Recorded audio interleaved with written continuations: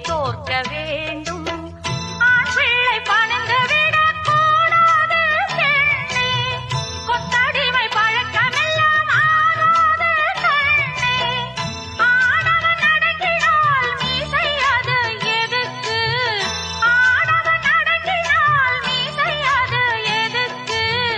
தனியே பார்த்தால் இதை நீ பேசுவாய்.